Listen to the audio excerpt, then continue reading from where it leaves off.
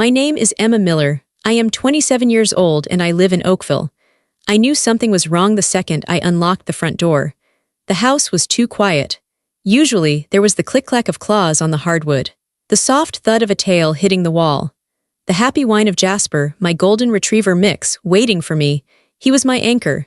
He was my only comfort in a house that often felt like a war zone. Today, there was nothing. Just a heavy, suffocating silence. I dropped my keys in the bowl. "Jasper," I called out. My voice shook a little. My mother was sitting at the kitchen table, scrolling through her phone. She didn't even look up at me. She didn't even blink. "Where is he?" I asked. My stomach twisted into a knot. She took a sip of her coffee and said it like she was talking about the weather. "We sold him. Your sister's kids needed new phones. They're expensive, Emma. You know how hard it is for her." I froze. I couldn't breathe. The air left my lungs. They didn't just give him away. They traded my best friend, a living, breathing soul, for gadgets. For iPhones my nieces would crack in a week. At that moment, the daughter I tried so hard to be died right there in the hallway. But before I tell you how everything flipped, like and subscribe, drop a comment. Where are you watching from? To understand why my mother could sit there and drink her coffee while my world fell apart, you have to understand my role in this house. I am not a daughter to them. I am a utility. I am like the refrigerator or the washing machine. You only notice me when I stop working. My name is Emma Miller. I am 27 years old. I have a job. I pay my bills. I help with the rent. But in this house, I am invisible. I grew up being the fixer. If something was broken, Emma fixed it. If bills were late, Emma paid them. If my parents argued, Emma was the mediator. If my sister, Sarah, had a crisis, which was every other Tuesday, Emma had to drop everything to help her. Sarah is 2 years older than me. She was the golden child. She was loud, demanding, and dramatic. My parents loved it. They fed off her energy. When Sarah walked into a room, the air changed. Everyone had to look at her. Everyone had to listen to her. I was the opposite. I was quiet. I was steady. I kept my head down and did what I was told. I thought that if I was good enough, if I was helpful enough, they would love me. I thought that if I carried enough of their burdens, they would eventually look at me and say, "Thank you, Emma, we appreciate you." That moment never came. I remember my high school graduation. I was valedictorian. I had worked so hard. I studied late into the night while my parents watched TV. I cooked dinner while Sarah was out with her friends. I thought, this is it. This is my moment. On the morning of the ceremony, Sarah called. She had a flat tire. She was crying hysterically. My father looked at me in my cap and gown. He didn't say, "I'm proud of you." He tossed me his car keys. "Go get your sister," he said. "She's stranded." "But Dad," I said. "The ceremony starts in an hour." "Family comes first, Emma," my mother snapped. "Don't be selfish. Your sister is scared." I went. I changed the tire. I got grease on my graduation dress. We missed the beginning of the ceremony. I missed walking across the stage when they called my name. When we finally got there, my parents didn't apologize to me. They hugged Sarah. They asked if she was okay. They bought her ice cream because she had a traumatic morning. I stood there in my stained dress, holding my diploma case that I had to pick up from a cardboard box later, and I felt entirely alone. That was my life. My mother manipulated through guilt. She was a master at it. "After everything we've done for you," she would say, "we put a roof over your head. We fed you." She made basic parenting sound like a heroic sacrifice that I owed her a debt for. If I ever tried to say no, she would clutch her chest. She would cry. She would say I was breaking her heart. My father was different. He didn't use guilt. He used dismissal. If I tried to talk to him about my day, he would turn up the volume on the TV. If I told him I was struggling, he would tell me to toughen up. "You're too sensitive," he would say. "Stop making a big deal out of nothing." But if Sarah had a problem, if Sarah needed money, if Sarah needed a babysitter for her 3 kids, then suddenly it was a crisis. Then it was an emergency. Sarah had 3 kids, my nieces. I loved them, but they were becoming just like her. Entitled, loud, demanding, Sarah was always struggling. She had a new phone every year, but she couldn't pay her electric bill. She had designer purses, but she needed my parents to buy groceries for the kids. And who paid for it? Often it was me. I worked as a graphic designer. I made decent money, but I stayed at home to save for a house of my own. Or that was the plan. In reality, my money went into the family pot. "Emma, can you cover the electric bill this month? Your dad's hours got cut." "Emma, we need to fix the boiler. Can you transfer some money?" "Emma, Sarah needs help with the kids' school supplies." I gave and I gave. I thought I was buying love. I thought I was buying my place in the family. Then came Jasper. I found him 2 years ago. He was a stray, wandering near my office building. He was skinny, dirty, and scared. His golden fur was matted with mud. I sat on the sidewalk for an hour, holding out a piece of my sandwich. He finally came to me. He licked my hand. His eyes were big and brown and full of a sadness that I recognized. I took him home. My mother hated him instantly. "A dog," she screeched. "We don't need another mouth to feed, it's dirty. It's going to shed everywhere." "I'll take care of him," I promised. "I'll pay for his food, I'll clean up after him, you won't even know he's here." I named him Jasper. Jasper was the first living thing in that house that looked at me with love. When I came home from work, tired and drained, Jasper didn't ask me for money. He didn't ask me to fix anything. He didn't tell me I was selfish. He just wagged his tail. He leaned his heavy head against my leg. He let out a long sigh that seemed to say, "You're home, I'm safe, you're safe."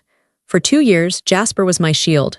When my mother started yelling about how I wasn't doing enough, I would go to my room and hug Jasper. When my sister called demanding free babysitting, I would take Jasper for a long walk. He was my anchor. He kept me sane. He was the only one who listened to me. I would talk to him late at night. I would tell him about my dreams. I would tell him how much I wanted to leave this house. He would look at me with those soulful eyes, and I felt understood. My family knew this. They saw how much I loved him. They saw that he was the one thing that was purely mine. They didn't like it. My mother would complain that I spent too much time with the dog. "You care more about that beast than your own family," she would say. My sister would roll her eyes when I talked about him.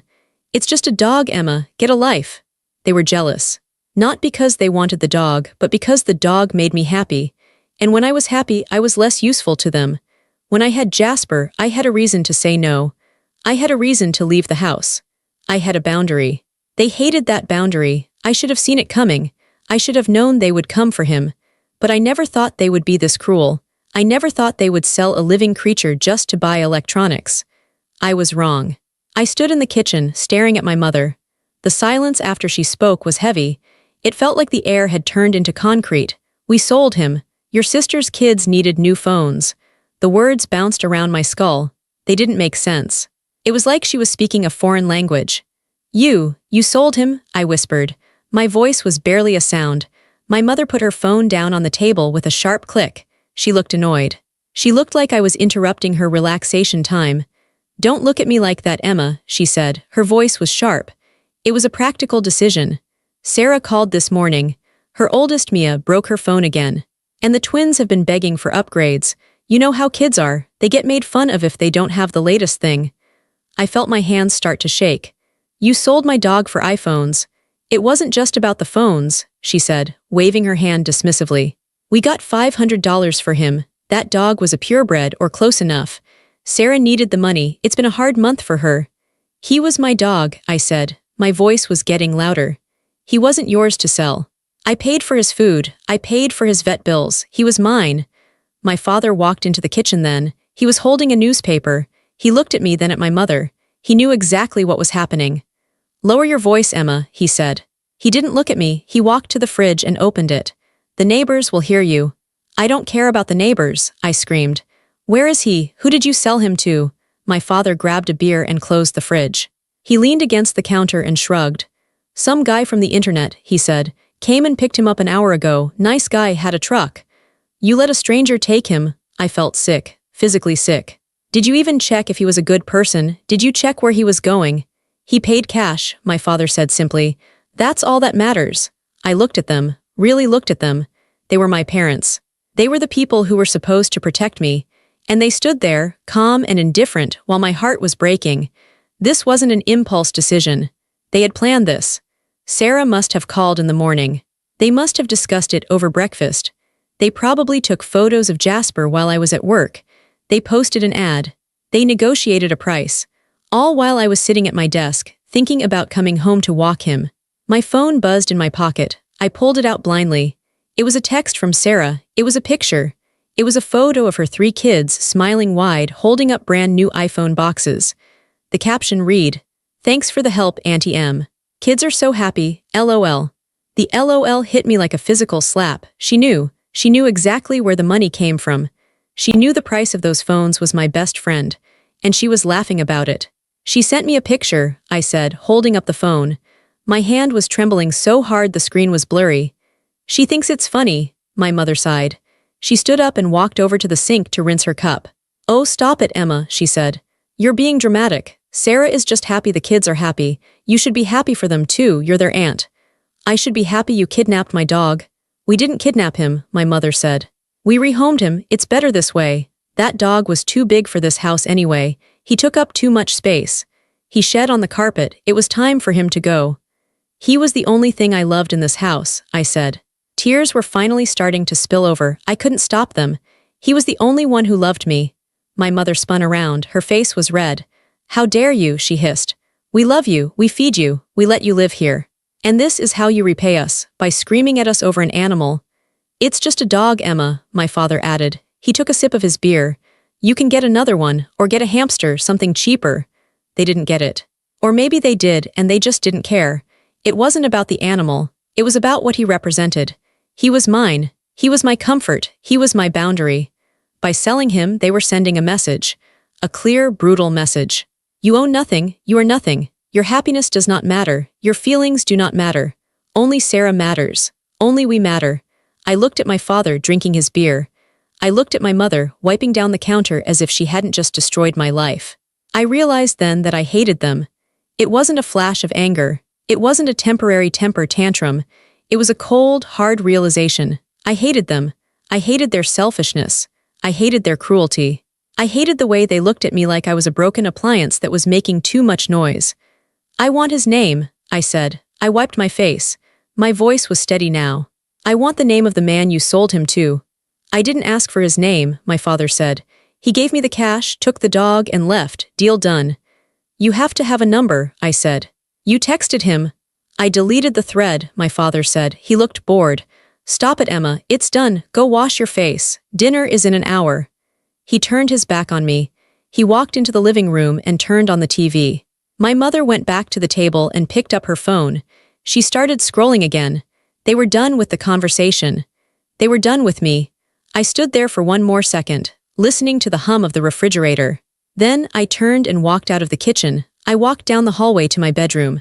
My legs felt heavy, like I was wading through deep water. Every step was a struggle. I reached my door and pushed it open. Usually, this was the best moment of my day. Usually, I would open this door and Jasper would be there. He would be lying on his bed or waiting by the window. He would jump up, his tail thumping against the dresser, his whole body wiggling with joy. Today, the room was still. It was dead silent. I walked inside and closed the door behind me. I leaned back against the wood and just looked. In the corner, his crate was there. The door was open. It was empty. His blanket, the blue fleece one he loved to bundle up under, was still inside. It still had the indent of his body. It looked like he had just gotten up and walked away. His water bowl was dry. They must have dumped it out. His leash was hanging on the hook by the closet, the red nylon leash we used for our walks. I walked over to the corner. I knelt down on the floor. I reached out and touched the blanket. It was cold. I picked up his favorite toy. It was a stuffed hedgehog that had lost one eye and most of its stuffing. He carried it everywhere. He slept with it. It was shoved into the corner between the crate and the wall like it was trash, like it was garbage. I brought the toy to my face. It smelled like him. It smelled like earth and dog shampoo and comfort. The smell hit me like a physical blow. My chest tightened. I couldn't breathe. I curled up on the floor, holding the hedgehog, and I stared at the empty crate. I waited for the tears to come back. I waited for the sobbing. But the tears didn't come. Instead, a strange coldness settled over me. I lay there on the floor and replayed the last 10 minutes in my head. We sold him. Your sister needed phones. It's just a dog. I thought about all the years I had spent trying to please them. I thought about the money I had given them. Thousands of dollars over the years. My savings, my hard work. I thought about the time. The hours spent listening to my mother complain. The hours spent fixing my father's mistakes. The hours spent babysitting Sarah's kids so she could go to parties. I had given them everything I had. I had emptied myself out for them. And in return, they took the one thing I asked them to leave alone. They didn't just sell a dog. They sold my trust. They sold my loyalty. They sold their relationship with me for $500. That was my value to them. $500. I looked at the empty crate again. If I stayed here, this would never stop. If I let this slide, if I cried and then eventually forgave them like I always did, they would do it again. Next time it would be my car, or my savings account, or my sanity. They would strip me down until there was nothing left of me. The silence in the room wasn't peaceful anymore. It was suffocating. But inside that silence, I found something new. I found rage. Not the hot, screaming rage I had felt in the kitchen. This was different. This was a cold, sharp rage. It was quiet. It was focused. It was the rage of someone who realizes they have nothing left to lose.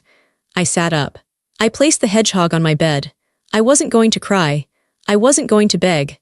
I was going to get my dog back. And then, I was going to burn the bridge to this family so thoroughly that they would never be able to cross it again. I stood up, I wiped my face. I looked in the mirror. My eyes were red, but my jaw was set. I looked different. I looked harder. I wasn't the victim anymore. I wasn't the daughter they could push around. I walked over to my desk and opened my laptop. I sat down and cracked my knuckles. Okay, I whispered to the empty room. Let's find you. I knew my father. He was lazy. He wouldn't have posted ads on 5 different sites. He wouldn't have interviewed buyers. He would have taken the path of least resistance. He said he sold him to a guy on the internet. That meant Craigslist or Facebook Marketplace. Those were the only 2 sites my father knew how to use. I started with Facebook. I went to my father's profile. It was locked down, but I was friends with him. I checked his recent activity. Nothing. He was smart enough not to post it on his main wall. I checked the local buy, sell, trade groups for our town. I scrolled through listings of used lawnmowers, baby clothes, and old tires. Nothing. I checked the groups for the neighboring towns. Nothing. I switched to Craigslist. I searched golden retriever. I searched dog. I searched free to good home, knowing my father, he might have listed it as cheap just to move him fast. I scrolled for an hour. My eyes were burning. The screen was the only light in the room. My door was locked. I could hear the TV downstairs. I could hear my father laughing at a sitcom. The sound made my blood boil, but I forced myself to focus. Focus, Emma, find him. I expanded my search radius. 20 miles, 30 miles, 50 miles, and then I saw it. A listing posted 4 hours ago. Golden mix. Male, 3 years old, great temperament, $500, must go today. There was no photo, just text. The location was listed as my town. The description was brief, but there was one detail that made my heart stop. Comes with blue fleece blanket. My father had sold the blanket too, but he had left it in the crate. No, we had 2 blue blankets. One in the crate, one we kept in the car. He must have given the guy the car blanket. I looked at the contact info. It was a generic email relay, but there was a phone number buried in the text. I didn't recognize the number. It wasn't my father's cell. I looked closer. It was my father's work cell number. The one he thought I didn't know. He had posted the ad from his work phone so my mother wouldn't see the notifications on his personal iPad. This was it, but the ad was marked deleted by author. That meant the sale was done. The listing was gone. I didn't have the buyer's info. I only had the proof that my father sold him. I felt a wave of panic. How do I find the buyer? I went back to the Facebook groups. I started searching for ISO Golden Retriever, in search of. Maybe someone had been looking. Then I had an idea. If the guy bought him today, maybe he was posting about his new dog. I searched new dog in the local community groups. I searched adopted. Nothing. I sat back, rubbing my temples. Think like a person who just bought a dog. You buy a dog, you need supplies. You might ask for recommendations for vets. You might ask for advice. I went to the dog owners of my county group. I sorted by newest. And there it was, posted 30 minutes ago. A grainy photo of a golden retriever sitting in the back of a pickup truck. He looked scared. He was looking at the camera with wide, confused eyes. The caption read, "Just picked up this guy. Previous owner said they were moving and couldn't take him. Seems sweet but a little nervous. Anyone know a good mobile groomer? He smells like cigarettes." My father smoked. The house always smelled like cigarettes. It was Jasper. I knew that face. I knew that white patch on his chest. I clicked on the profile. The name was Mike Henderson. He lived in the next town over, about 40 minutes away. I didn't hesitate. I didn't send a message. I didn't wait. I grabbed my keys. I grabbed Jasper's leash from the hook. I opened my bedroom door. The hallway was dark. I crept down the stairs. The living room light was flickering against the wall. I could hear my mother snoring in her chair. I slipped out the front door. My hands were shaking as I started my car. I punched the name Mike Henderson into my GPS on my phone. A generic address popped up. It was a guess, but it was a start. I drove fast, probably too fast. I rehearsed what I was going to say. I would offer him double. I would offer him everything in my savings account. I would beg. I would threaten. I didn't care. I wasn't leaving without my dog. The drive felt like it took 10 years. I pulled into a driveway of a small ranch house. There was a pickup truck in the driveway, the same truck from the photo. I killed the engine. I got out. I walked up to the front door. It was 9:30 p.m. It was late to be knocking on a stranger's door. I knocked anyway, hard. A minute passed, then the porch light flicked on. The door opened. A man stood there. He was big, wearing a flannel shirt. He looked confused. "Yeah," he said. "Can I help you?" "You bought a dog today," I said. My voice was breathless. "A golden retriever mix from a man in Oakville." The man's eyes narrowed. "Yeah, who are you?" "I'm his daughter," I said. "He stole that dog. He sold him without my permission. That dog is my baby. He is my everything." I held up the leash. My hands were trembling. "Please," I said. Tears were running down my face now. "Please, I have cash. I'll pay you whatever you want. I just want him back." The man looked at me. He looked at the leash in my hand. He looked at the desperation in my face. He let out a sigh. He rubbed the back of his neck. "He told me he was moving to Florida," the man said. "Said the dog needed a yard." "He lied," I said. "He sold him to buy iPhones." The man shook his head. "Unbelievable." He turned and shouted into the house. "Babe, bring the dog." A woman appeared in the hallway behind him. She was holding Jasper by the collar. As soon as Jasper saw me, he froze. "Jasper," I whispered. He let out a bark, a loud, sharp bark. He wrenched himself free from the woman's grip. He launched himself at the storm door. He was scratching at the glass, whining, crying. The man opened the door. Jasper hit my chest like a cannonball. I fell back onto the porch steps, but I didn't care. He was licking my face. He was crying, that high-pitched, happy cry that dogs do. He was wrapping his paws around me. I buried my face in his fur. He smelled like cigarettes and fear, but he was here. He was safe. "I've got you," I sobbed. "I've got you, buddy. I'm sorry. I'm so sorry." I looked up at the man. I reached for my wallet. "How much?" "I have 500 right now. I can go to an ATM." The man looked at his wife. The wife was wiping her eyes. "Keep your money," the man said. "I'm not taking money for a stolen dog. That's messed up." "Are you sure?" I asked. "Take him home," he said, "and keep him away from your dad." "I will," I said. I stood up, clipping the leash onto Jasper's collar. The click of the metal was the best sound I had ever heard. "Thank you," I said. "Thank you so much." I walked Jasper to the car. He jumped into the passenger seat like he had done 1,000 times before. I got in and locked the doors. I looked at him. He was panting, looking at me with adoration. "We're going home," I told him, "but not to stay." I started the engine. I wasn't just bringing a dog home. I was bringing back a war declaration.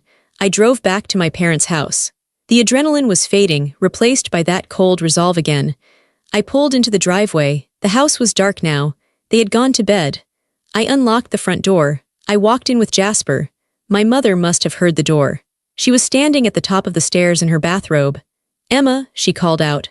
"Where have you been? It's almost 10 o'clock." I walked to the bottom of the stairs. Jasper stood next to me, growling low in his throat. He knew who she was. He knew what she had done. My mother saw him. She froze. Her hand went to her mouth. "How?" she stammered. "How did you?" "I found him," I said. My voice was calm, deadly calm. "I bought back what you sold." "You went to a stranger's house at this hour," she shrieked. "Are you crazy? You could have been killed. And bring that dog back in here. Your father said." "I don't care what he said," I interrupted her. I looked her dead in the eye. "Go to bed, Mom," I said. She opened her mouth to argue, but something in my face stopped her. She had never seen me look like this. She had never seen the utility, the appliance, speak back.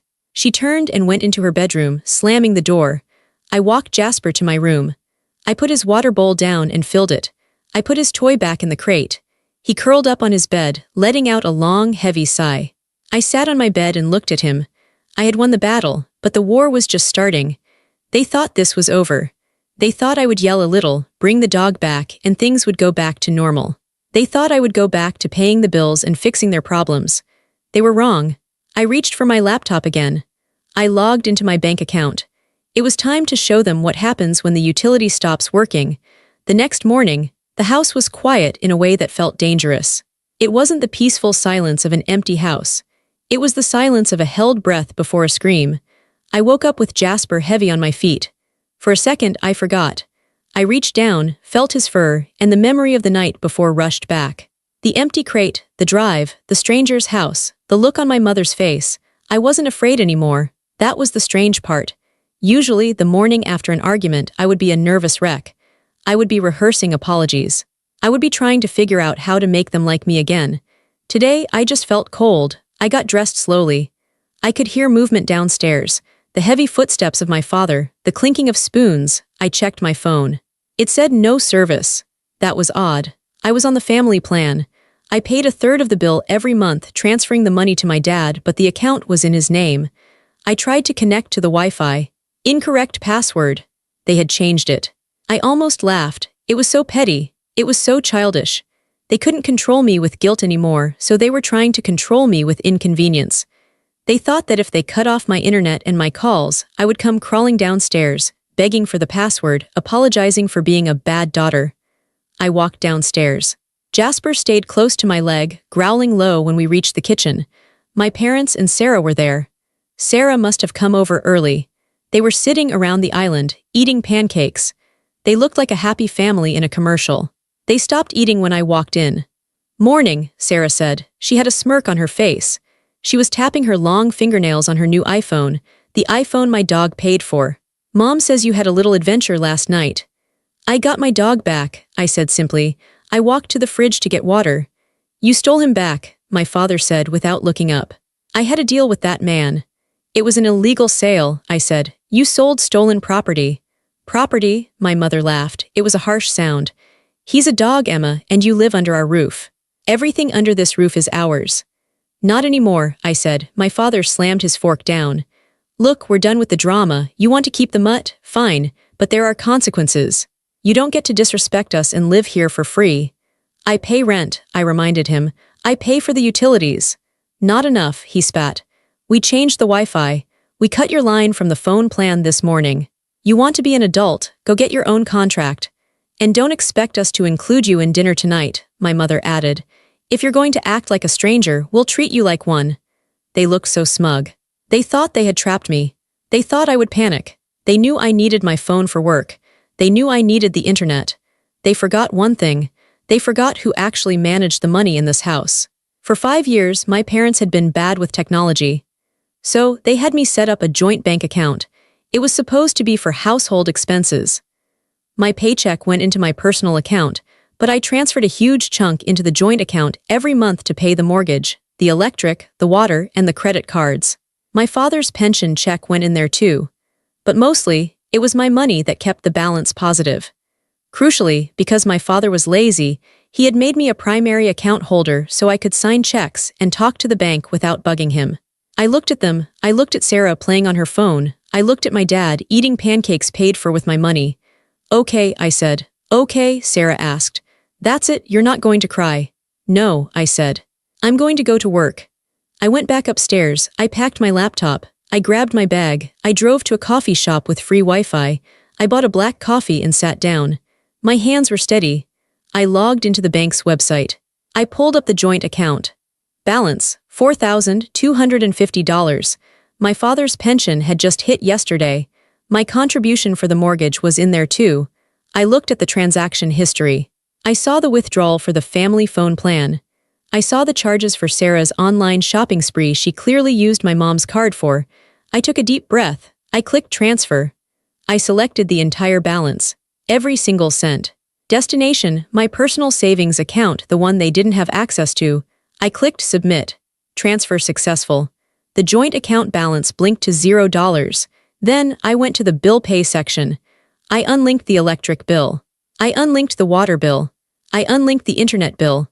I unlinked the mortgage autopay. I removed my email from the notifications. I sat back and took a sip of my coffee. They wanted to cut me off. They wanted to play games with money. Fine, they had cut off my phone service. I had just cut off their life support. My phone, which was only working on Wi-Fi now, started to buzz with emails confirming the transfers. I felt a dark sense of satisfaction. In about 3 days, the mortgage payment would bounce. In a week, the electric company would send a past due notice. And when they went to the grocery store today, when my mother tried to buy her expensive wine and Sarah tried to buy more toys for the kids.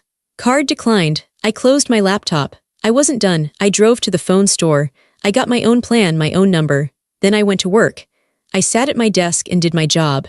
I didn't answer the messages that started flooding in around noon.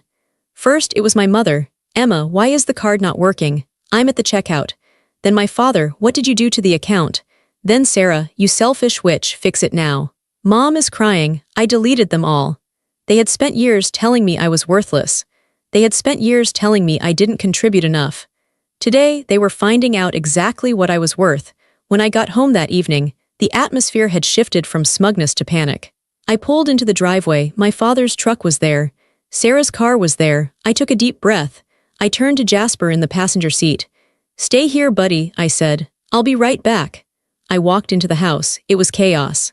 My mother was sobbing at the kitchen table. My father was pacing back and forth, his face purple with rage.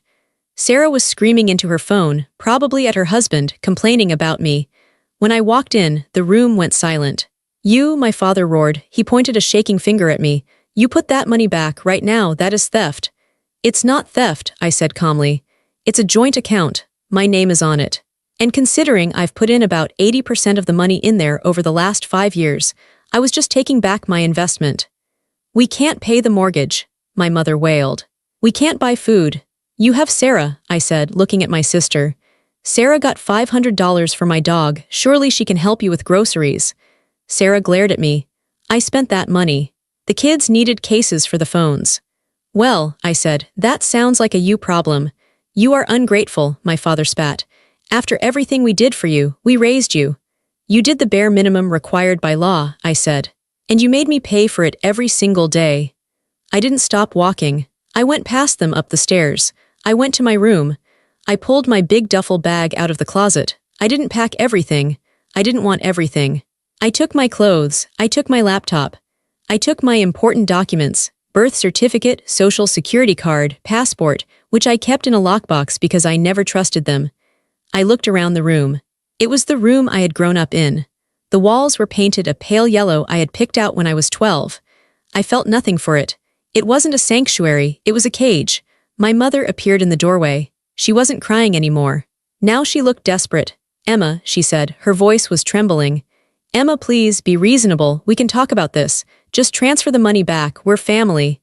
I didn't look at her. I kept folding my shirts. We sold the dog because we needed the money, she lied. We were desperate, your father's pride. He didn't want to ask you for more. You didn't ask, I said. You stole.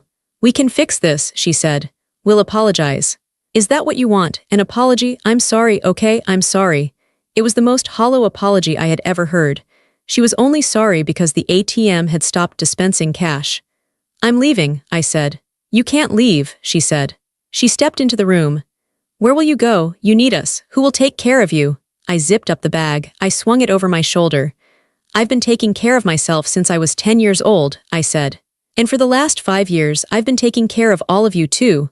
I walked past her. She tried to grab my arm. I pulled away sharply. Don't touch me, I said. My father was waiting at the bottom of the stairs. He was blocking the door.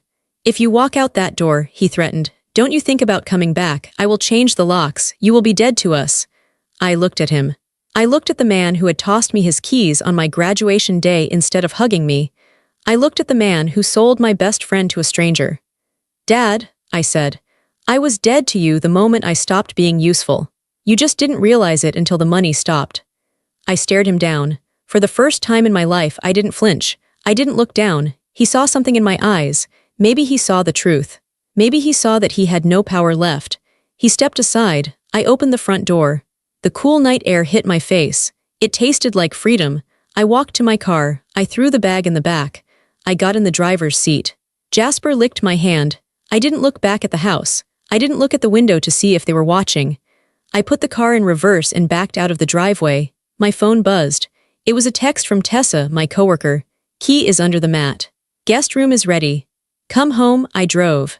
I cried for the first 10 minutes, not because I was sad, but because the relief was so overwhelming it felt like physical pain. The pressure on my chest, the pressure I had lived with for 27 years was gone. I was homeless.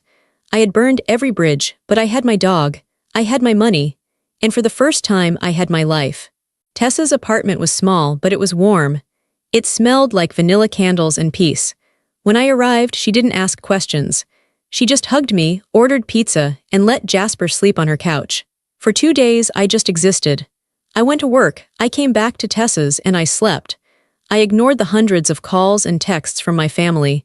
They cycled between begging, threatening, and gaslighting. On the 3rd day, I knew I had to handle the loose ends. I still had some stuff at the house, and they were threatening to call the police on me for theft regarding the bank transfer, even though it was legal. I needed backup. I called Aunt Betty. Betty was my mother's older sister. She was the black sheep of the family, but in the best way. She was a lawyer. She was fierce, successful, and she had never tolerated my parents' nonsense. They were terrified of her. She lived 3 hours away. I called her and told her everything. I told her about the dog, the phones, the bank account. There was a long silence on the other end. They did what? Betty's voice was low and dangerous. They sold Jasper, I whispered. Pack a bag, Emma, Betty said. I'm coming down. You don't have to, I'm coming down, she repeated. Meet me at their house at noon tomorrow. Bring the dog. The next day, I pulled up to my parents' house. Betty's black Mercedes was already there, parked right in the middle of the driveway like a tank. Betty was standing on the porch. She was wearing a sharp suit and sunglasses. She looked like a general inspecting the battlefield. I got out with Jasper. Betty took off her sunglasses. She looked at the dog, then at me. She hugged me so hard my ribs cracked. You look tired, she said. I am, I said. Well, wake up, she said. We're going in. She didn't knock. She opened the door and walked in. Hello, she boomed. Family meeting. My parents were in the living room. Sarah was there too. They jumped up when they saw Betty. Betty, my mother said, looking nervous. What are you doing here? I'm here to help you pack, Betty said pleasantly. Pack, my father asked. Well, Emma is moving out, Betty said. Permanently. And since you've threatened to call the police on her for accessing her own money, I'm here to represent her legally. Betty slammed a file folder onto the coffee table. I've looked at the bank records, Betty said. Emma has deposited over $100,000 into that joint account over the last 5 years. You two have contributed. Significantly less. If you want to go to court, we can go to court. I will sue you for unjust enrichment, emotional distress, and theft of the dog, and I will win. My father paled. He knew Betty didn't bluff. Now, Betty continued, Emma is going to go upstairs and get the rest of her things. You are going to sit here. If anyone says a word to her, I will personally audit your taxes from 1995 to present. Do we understand each other? The room was silent. Good, Betty said. She turned to me and winked. Go on, sweetie, take your time. I went upstairs. I could hear my mother trying to whisper to Betty downstairs. She's stealing from us, Betty. She left us with nothing. She left you with exactly what you earned. Betty's voice carried up the stairs. Nothing but family. Don't use that word, Betty cut her off. Her voice was ice cold. I saw the text messages, Linda. I saw what you said about the dog. That's not family, that's cruelty. You broke that girl's heart for a couple of cell phones. You're lucky she only took the money. If it were me, I'd have burned the house down. I packed the rest of my books. I took my winter coat. I took the photo of my grandmother. I walked back downstairs. My family was sitting on the couch, looking small, defeated. My father wouldn't look at me. My mother was crying silently, but it was the crying of someone who got caught, not someone who was sorry. I'm done, I said to Betty. Excellent, Betty said. She picked up her sunglasses. She turned to my parents one last time. Don't contact her, Betty said. Don't go to her work, don't call her. If she wants to speak to you, she will reach out. If you bother her, you deal with me, and you know you can't afford me. We walked out. We got into our cars. As I drove away, following Betty's Mercedes, I looked in the rearview mirror. The house got smaller and smaller. It was just a building now, wood and brick. It held no power over me. Betty honked her horn twice, a victory sound. I smiled. I reached over and scratched Jasper's ears. We're free, I told him. It took me 2 weeks to find a place. It wasn't fancy. It was a second-floor apartment in an older building on the edge of town. The floors creaked, the radiator clanked in the middle of the night, and the view was of a brick wall. But it was mine. My name was on the lease. My key opened the door. For the first time in my life, I bought groceries just for me. I bought the expensive cheese because I wanted it. I bought the cereal my father hated.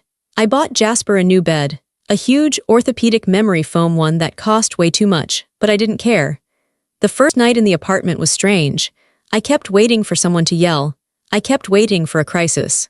I sat on the floor of the living room, I didn't have a couch yet, and ate pizza with Tessa and Betty. To new beginnings, Betty said, raising a plastic cup of wine. To freedom, Tessa added. To Jasper, I said. Jasper barked. He was exploring the corners, sniffing everything. He seemed to know that this was permanent. He wasn't anxious anymore. He didn't pace. He settled down right in the middle of the room and fell asleep, belly up. A month later, a letter arrived in the mail. It was my mother's handwriting. I stood by the mailbox, holding the envelope. My heart hammered for a second, an old reflex. I went upstairs and sat at my kitchen table. I opened it. It wasn't an apology. Of course it wasn't. Emma, we hope you are doing well. The house is very quiet without you. Your father's back is acting up again, and it's hard for him to mow the lawn. Sarah is struggling with the kids. The twins miss their aunt. We think enough time has passed. We are willing to forgive your outburst and the money situation if you come home for Sunday dinner. Let's put this behind us. We are a family, and families forgive. Love, Mom. I read it twice. We are willing to forgive you. They still thought they were the victims. They still thought I was the one who had sinned. They wanted me back not because they missed me, but because the lawn needed mowing and the bills needed paying. They wanted the utility back. I looked at the love, Mom, at the bottom. I didn't feel angry. I didn't feel sad. I just felt nothing. It was like reading a letter from a stranger. I stood up. I walked to the drawer in the kitchen where I kept my junk, batteries, rubber bands, takeout menus. I put the letter in the drawer. I didn't throw it away. I wanted to keep it. I wanted to keep it as a reminder of who they really were. Whenever I felt lonely, whenever I started to think maybe I should call them, I would read that letter. I would read the part where they offered to forgive me for saving my own life. I closed the drawer. I walked into the living room. The sun was streaming through the window. Jasper was sleeping in a patch of sunlight. I sat down next to him. I buried my face in his neck. I had lost my parents. I had lost my sister. I had lost the home I grew up in. But I had found myself. I looked around my imperfect, creaky, small apartment. It was the most beautiful place I had ever seen. It's been 6 months now. I haven't spoken to them. Aunt Betty tells me they are struggling. My father had to go back to work part-time. Sarah had to sell the new phones to pay a credit card bill. They are living the life they built. I am living mine. I got a promotion at work. I started painting again, something I hadn't done since high school because my mother said it was messy. I have friends, real friends like Tessa, who don't want anything from me other than my company. Tonight, the apartment is quiet. The good kind of quiet. I'm lying in bed. Jasper is beside me, his head resting on my ankles. His breathing is steady and deep. I reach down and stroke his soft ears. They thought they could take you from me, I whisper to him. They thought I was weak. They didn't know who I'd become because of it. Jasper lets out a sleepy sigh. I turn my head and look at the camera. I look at you. I know there are people out there watching this who are stuck. Maybe you're the fixer in your family. Maybe you're the one who pays the bills, who solves the problems, who swallows the insults just to keep the peace. Maybe you think that if you just give a little more, if you just try a little harder, they will finally love you the way you need them to. I need you to hear me. You cannot buy love. You cannot earn respect from people who benefit from your disrespect. When I stopped letting them use me, they stopped loving me. That means they never loved me at all. They only loved what I could do for them. It hurts to realize that. It hurts to walk away. It is terrifying to step out into the dark with nothing but a duffel bag and a dog. But the light on the other side, it is so bright. If you have to choose between your family and your soul, choose your soul. If you have to choose between keeping the peace and keeping your sanity, choose your sanity.